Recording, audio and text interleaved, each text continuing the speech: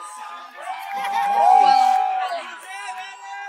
it is late, it is cold, but just look at how many fans have stayed out.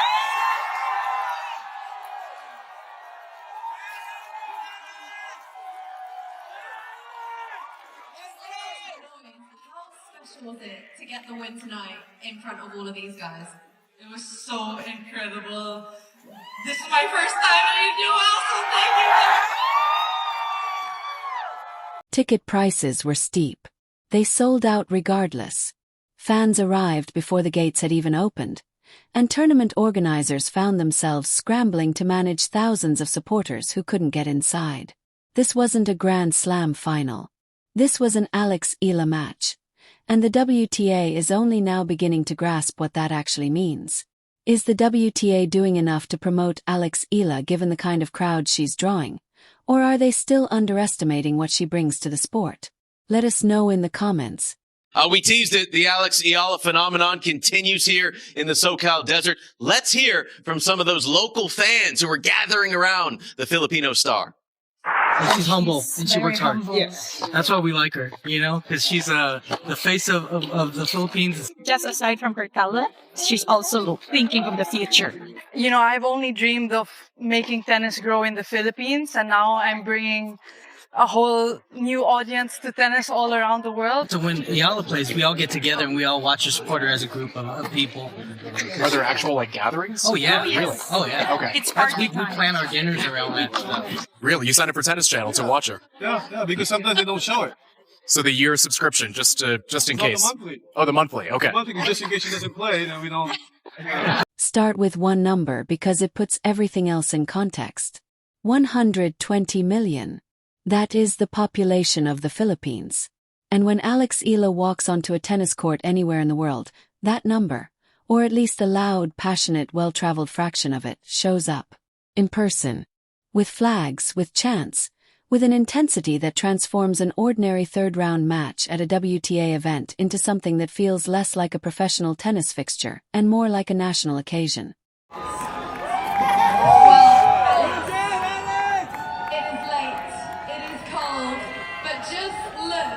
How many fans have stayed out?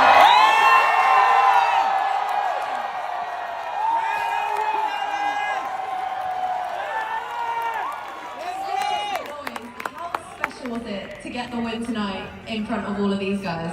It was so incredible.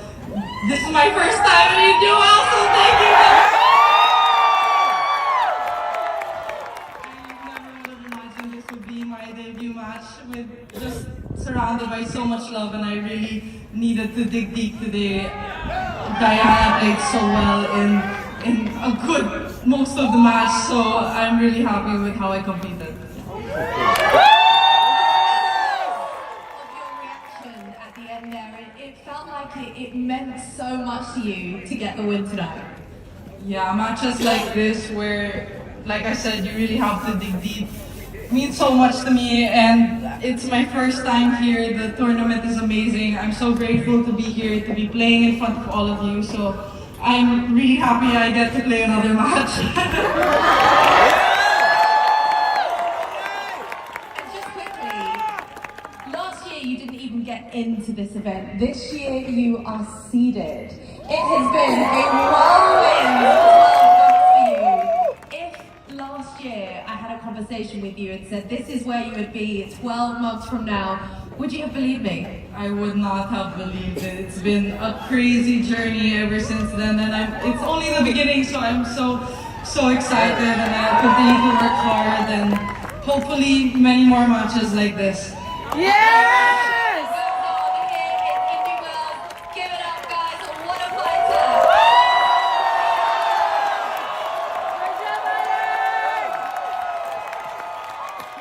At the 2026 BNP Paribas Open in Indian Wells, California, tickets for her Stadium 3 debut didn't just sell well, they sold out completely. This in a tournament that also features Coco Gauff, Aryna Sabalenka, and the rest of the top names in women's tennis. Commentators and organizers are now saying openly what the numbers have been showing for months. Eala is drawing bigger crowds than those established stars during the 2026 season. Not occasionally. Consistently. That observation, stated plainly, should prompt the entire tennis establishment to sit down and have a serious conversation about how it has been approaching the sport's growth. Because if you have a 20-year-old player ranked outside the top 30 pulling larger crowds than the world number one and multiple Grand Slam champions, and you are still scheduling her on secondary courts and treating her matches like routine fixtures, you are leaving an enormous amount of money and visibility on the table.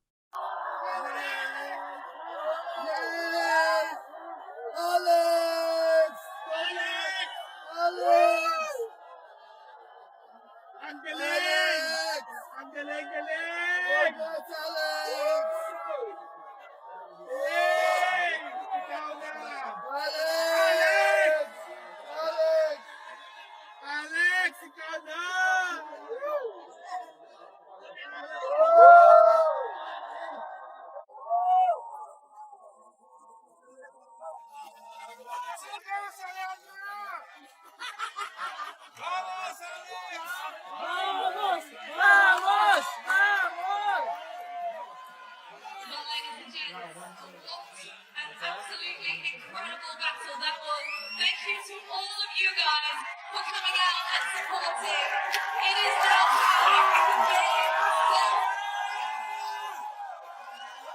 The crowd phenomenon at Indian Wells. At the Indian Wells Open, tournament organizers started noticing something unusual. Fans weren't arriving just before Eala's matches. They were showing up 3 hours early. Not a few fans. Hundreds. In some cases thousands.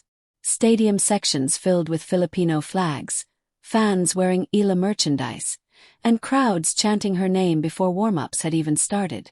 Television crews from Tennis Channel captured the atmosphere, and the clips exploded across social media. Viewers watching online were stunned. Because this kind of crowd energy usually follows Grand Slam champions or world number one players. Not someone ranked just outside the top 30. Yet that's exactly what was happening. Practice sessions becoming events. The phenomenon didn't stop during matches. Practice courts started filling up too. Normally, a practice session on tour is a quiet environment. A few coaches, maybe a handful of fans standing along the fence. But when Eala stepped onto the practice courts, the atmosphere changed. Fans gathered just to watch her warm up. They chanted her name during drills. They filmed every rally. For many spectators, watching her practice was an event. And that's incredibly rare in professional tennis. This isn't just one tournament. What's happening at Indian Wells is not an isolated case. The same scenes have appeared all over the tour.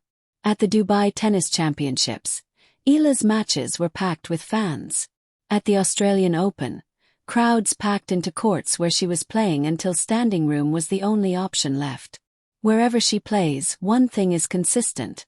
The Filipino diaspora shows up. Across the United States, Europe, the Middle East, and Australia, millions of Filipinos have adopted a simple rule. If Alex Eala is playing nearby, they're going. They're buying tickets. They're traveling. They're filling stadiums. The ticket price factor. Here's the detail that makes the story even more remarkable. These tickets aren't cheap. The Indian Wells Open is one of the most prestigious events in tennis outside the Grand Slams. Ticket prices reflect that. Yet the demand to watch Eala has not decreased because of price. If anything, the opposite appears to be happening. Tickets for her matches have been highly sought after on secondary markets, even after official sales closed. This is a powerful signal. In sports economics, there's a concept called price elasticity. The idea that higher prices reduce demand. But when fans feel emotionally connected to an athlete, that rule often disappears. People simply find a way to be there. That's exactly what's happening with Eala.